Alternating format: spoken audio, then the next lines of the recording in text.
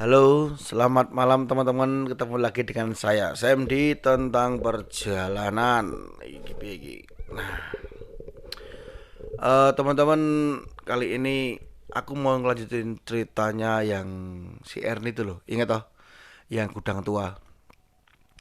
Sekarang aku mau ceritain kisah selanjutnya waktu dia sama Orsoseng yang dia naungi ini dipindah di sebuah rumah sakit. Ini rumah sakitnya di Jogja. Kalau tak sebutin kalian pasti tahu. Tapi sayangnya ini kita nggak sebutin. Cuma itu rumah sakit di tengah kota, gede banget, udah tua. Dah itu aja clue-nya. Kalau gitu kita langsung aja ya, kita dengerin ceritanya.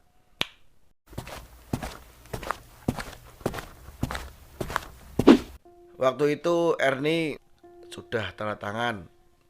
Untuk ini kesempatannya terakhir itu bekerja di Orsos ini. Anggap aja namanya Orsos X.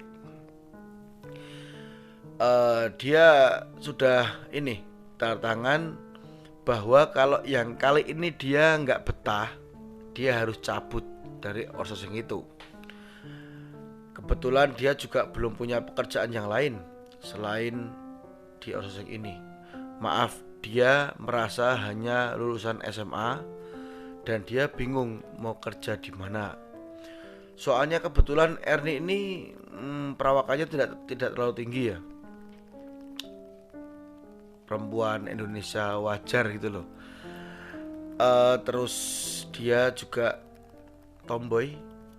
Kalau dibilang good looking, kalau menurut saya kemarin ketemu juga orangnya lumayan sih, cakep ya, manis. Mungkin untuk kalayak umum ya yang pandangannya feminisme, dia nggak masuk kriteria. Jadi untuk jadi SPG atau penjaga toko yang harus enak dipandang mata itu Erni bukan kriteria tersebut. Kebetulan Erni menyanggupi karena harus bayari sekolah adiknya ya. Ada yang masih SMP sama SD. Yang SD sih eh, gratis, tapi yang SMP ini gratis tapi kan banyak keperluan yang harus dibeli untuk keperluan SMP. Apalagi kalau udah mulai ekstrakurikuler tuh, misalnya contohnya aja ekstrakurikuler bola gitu ya, harus beli sepatu bola dan harganya itu tidak murah. Oke, kita nggak usah bahas keluarga Erni. Ya penting nggak penting sih backgroundnya ini. Cuma kita langsung aja ke cerita dia bekerja. Waktu itu dia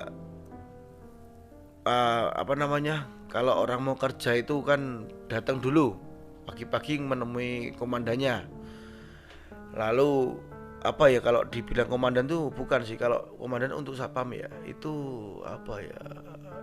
incasnya di situ yang bertanggung jawab atas cleaning service yang sedang bekerja di situ. Jadinya si Erni ini dia datang ke Pak Budi lah, anggap aja Pak Budi namanya. Ke Pak Budi dia bawa surat perintah dari outsourcing bahwasanya nanti dia akan ada shift sore. Shift sore itu biasanya ya pukul 2 sampai pukul 9. Lalu itu hanya untuk karena masih rame ya itu shift sore ini. Jadi untuk perkenalan pekerjaannya apa yang harus dia jalani di rumah sakit tersebut. Anak baru biasanya dikasih shift malam karena shift malam ini kerjanya nggak banyak, cuma ya rapi-rapiin ngepel-ngepel hal yang perlu aja, yang urgent. Kalau misalnya ada infus tumpah atau si pasien muntah atau pasien makan belepotan, kalau rimpil-rimpilan kecil nasi bubur kan jadi bakteri nanti kalau dibiarkan. Nah cuma kerjanya begitu-begitu aja, nggak yang ngepel full gitu. Nah karena kalau malam ini kan juga pengunjung sedikit, cuma banyaknya orang yang menungguin aja. Ini disclaimer ya, ini terjadi hal ini sebelum ada pandemi COVID-19. Oke, lanjut ceritanya. Ernie menyerahkan surat perintah atau surat tugas ke rumah sakit tersebut. Lalu si komandannya juga memasukkan nama absen Ernie sesuai abjad abjad namanya ya. Lalu si komandannya bilang, nanti jam 2 udah harus standby lo ya. Nanti tak jelasin apa aja chemical yang harus digunakan, karena kan kemarin kamu di gudang. Nah, di gudang itu beda sama di sini. Kalau di sini banyak chemical yang mungkin kamu harus pelajari dulu. Ini untuk apa, yang warna biru untuk apa, yang baunya kayak minyak tanah ini untuk apa, terus yang baunya menyengat ini yang warnanya hitam itu untuk apa. Banyak hal baru yang harus kamu pelajari di sini. Terus nanti kamu juga ditemani sama ibu, anggap aja bu siapa ya, Bu Panda gitu aja lah. Saya Bu Panda, emang orangnya itu agak gemuk ya. Bu Panda, nanti kamu diajari cara ngepel kering tuh gimana, biar nanti pel kering dulu baru pel basah, supaya kamu ngerti di rumah sakit ini ya emang sedikit rewel karena kotoran sedikit aja kelihatan. Di sini harus benar-benar rapi dan bersih.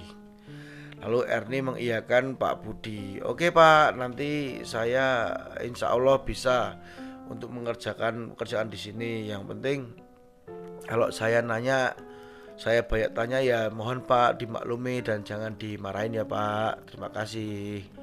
Terus Ernie pulanglah ke rumahnya. Singkat cerita, dia jam 1 OTW, kan rumahnya jauh tuh di Jogja bagian utara, tempat yang dingin-dingin, daerah Pakem mana itu.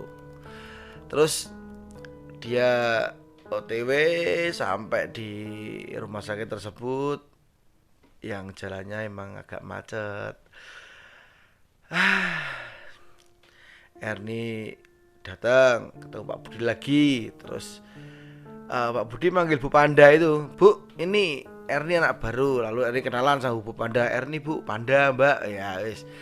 Lalu Ernie dikenalkan semua chemical ini, alat ini untuk ini. Singkat cerita lah langsung. Itu nggak penting, itu nggak ada horornya di alat itu.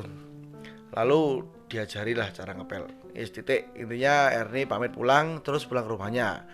Jangan lupa ya Ernie, nanti malam kamu jam 9 udah standby. Nanti kalau malam biasanya ada uang tambahnya, karena nungguin yang pagi itu kadang-kadang nanti ada miss jam itu biasanya. Oke, lalu Ernie pulang istirahat di rumah. Ernie lihat rumah sakit yang terang benderang, padang jinglang, nggak kayak gudang tua yang kemarin. Pokoknya jauh lah. Saya pikir Ernie ini hal yang tidak mungkin kalau ada setan, tapi ya pasti ada. Nah, juga di rumah sakit, tempatnya orang sakit, mati, bahagia, sedih, semua ada di situ. Mirip sekolahan. Bedanya di sekolahan kadang-kadang ya malah nggak ada yang meninggal, kadang ya ada sekolah tertentu kan. Kalau di rumah sakit pasti ada orang mati, ada orang miskram, ada macam-macam pokoknya udah. Lalu Eri datanglah ke rumah sakit. Dia parkir di basement. Di basement juga ada bapak-bapak yang jagain parkir gitu, ada. Jadi nggak melulu ada hantu penampakan, nggak gitu. Terus dia ke ruang CS atau cleaning service dan dia shift bersama 4 rekannya, Danang, Erwin, Toto, sama Rido. Mereka berlima dengan area masing-masing. Dilalah si Ernie ini ada di daerah tengah-tengah persis antara pintu masuk untuk pengunjung lama, yang di situ ada relief kayak bule-bule gitu. Terus zaman rumah sakit ini masih gede, itu ada relief itu. emang itu tempatnya gelap sekali, terus ada itu modelnya notop terus misah gini. Nah, ini sama sini nanti tempuran lagi, ketemu lagi gini gitu. Nah, kalau yang kesini ini ada ruang farmasi, yang sini nggak dijelaskan. Oke, dia area situ sama gedung G namanya. Depannya inisial G, itu lantai 3. Lantai 3 ya, lantai 3 mah. Lantai 3 itu gedung itu untuk yang ICU dan kawan-kawan lah di situ. Eh dia bagian situ. Nah, kalau di situ kan padang, tempatnya terang, ada di depan gedung G ini ada BRI sama apa bank-bank situ yang untuk pembayaran lah. Terus di daerah yang ada reliefnya itu ada farmasi. Kalau malam ya kadang ada orangnya, kadang enggak. Tapi saya mau cerita tentang itu. Di situ ada yang pengen kenalan sama Ernie. Ceritanya gini, ada seseorang itu lapor ke Ernie pas Ernie itu baru lewat. Dia habis istirahat sebentar, dia itu jam-jam setengah 1 itu dia istirahat di depan tuh banyak banyak apa namanya di depan rumah sakit itu dulu masih banyak lesehan lah, masih banyak lesehan, sekarang udah enggak ada. Dia habis makan ngudut karena sekarang kondisinya nggak bisa ngerokok kan di ruang CS pun maupun di pantry di mana udah nggak bisa ngerokok karena dia di dalam hospital. Dia habis ini dia masuknya lewat UGD karena di situ kan udah ditutup tuh yang keluar masuk pintu pengunjung lama ini yang ada kerangkengnya itu, karena kalau di Jogja pasti tahu itu rumah sakit mana. Dia lihat UGD belok kiri dikit nanti kan ada jalan tembus ke Bangsal itu.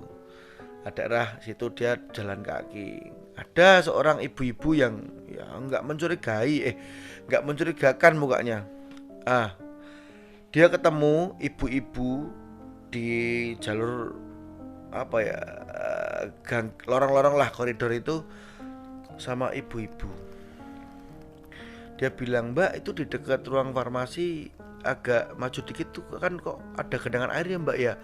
Tolong ya Mbak nanti kalau sempet dibersihin." Itu ibu-ibu pakaiannya suster tapi nggak pakai ini kupluknya suster tuh nggak, karena emang mungkin ibu ini udah nggak tugas itu loh. Ibu-ibu ini ya parubaya umur 40 lah. Ernie ya karena orang baru toh, dia mau show up, dia menunjukkan bahwa dia adalah cleaning service yang berintegritas gitu. Ya udah, dia masuk ke ruang CS ke art chemical, dia ambil itu geledekan itu yang isinya isinya macam-macam lah, ada mop, ada alat pel kering basah semuanya. Dia bawa ke ruang farmasi, dia cek kok nggak ada yang nggak ada yang basah. Dia ke utara dikit, arah yang relief itu loh, yang gelap banget tuh, dia di situ loh, mana yang basah nggak ada. Dia pikir udah dibersihin temennya kali, ibu ini lapor ke orang yang lain juga selain Ernie. Waktu itu ya udahlah nggak ada yang basah, dia mau balik lagi ke arah kantor CS lagi, mau ke siapa tahu ada panggilan dari Bangsal, ada yang kotor. Dia dipanggil lagi sama ibu yang sama yang ketemu dia di Bangsal. Itu di area P yang ada reliefnya itu tadi gak ada manusia satupun kecuali Ernie. Ruang farmasi juga lagi tutup. Dia dipanggil, mbak itu. Suara itu menggema sampai ke ini dadanya Ernie itu, mak geler gitu. Ernie nengok ternyata ibu yang tadi dengan wujudnya ya normal. Udah bersih ya, makasih ya mbak. Lalu Ernie cuma ngangguk, terus dia lari agak terburu-buru itu ke ruang CS. Agak deg-degan gitu, tapi Ernie udah nggak akan mikir ya aneh-aneh. Dia pikir itu kan ada dua jalur arus itu, mungkin ibunya dari sana mau berterima kasih emang tadi orang gitu loh. Lalu singkat cerita udah pagi dan shift pun berakhir. Ernie pulang ke rumah istirahat dan nanti akan malam lagi soalnya. Jadi Ernie memutuskan untuk totali istirahat di rumah. Singkat cerita udah mulai malam lagi. Pukul 7 habis sholat isya, si Ernie ini masih ngobrol-ngobrol sama mamahnya karena mamahnya tuh single mom. Jadi Ernie ini ya semi tulang punggung keluarga lah, bahasanya gitu. Terus si Ernie ini jam 8 pamitan sama mamahnya. Bu, aku mau kerja dulu ya. Ya wes no, hati-hati, mamanya pesan gitu. Lalu digas lah pakai motor ke rumah sakit lagi. Parkir lagi di basement. Di basement tumben tidak ada manusia satupun. Bapaknya pada kemana ya, itu pikir Ernie. Lalu dia nggak ambil pusing, dia langsung gas aja. Maksudnya jalan kaki naik tangga ke atas. Helmnya jatuh bro. Dia balik lagi, dia benerin helmnya. Mungkin dia pikir nyeleh kira bener gitu loh. Di spion itu kadang-kadang juga blender jatuh. Ernie masih berpikir logis di sini. Singkat cerita, seperti biasa mereka bekerja tim.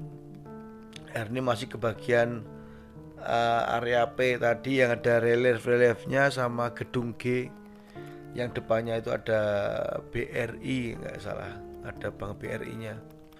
Lucunya itu HT-nya itu bunyi.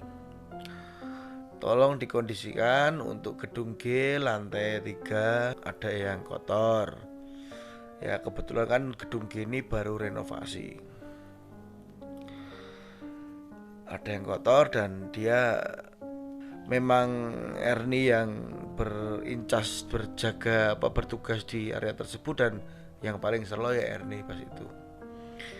Ernie gercep ke sana lantai 3. Dia lihat ada kotoran lah kayak bercak-bercak gitu. Kalau malam kan darah pun kayak kotoran biasa ya, hitam-hitam coklat gitu. Ternyata ada pasien urgent masuk tadi. Dia nggak ngerti karena baru datang juga toh. Itu pukul 10 setengah 11an itu. Nih, nggak bisa ngomong kenceng aku. Itu dia ketemu sama anak kecil ya kira-kira umur 5 tahun lah, rambutnya panjang sepantat, pakai blus kayak dress gitu panjang. Dia lompat-lompat kayak anak kecil kalau kehilangan tuh loh, main-main. Dia misi adik itu, ini tante mau bersihin dulu tempatnya biar kamunya juga enak main-mainnya. Dia kok saat itu dia tuh nggak mikir itu jam berapa ada bocah umur segitu main-main kayak lompat-lompat ke kiriangan gitu loh. Dia ngepel, anak itu diem menghadap ke tembok. Ernie masih berpikiran logis, ini bocah mungkin nungguin keluarganya, apa ada keluarganya. Dia ngepel, area itu memang kotor. Pas dia bersihin mau udahan toh, lah tadi yang dibersihin kotor lagi. Bisa. Dia bersihin lagi sampai 3 kali gitu dia jengkel. Si anak ini, si bocah ini tetap ngadep ke tembok. Wah, dia mulai aneh nih. Dia tanyain, mamanya mana dek? Tapi nggak jawab. Terus dia tanya lagi, dek mamanya mana? Ini udah malam loh. Anak itu cuma nunjuk.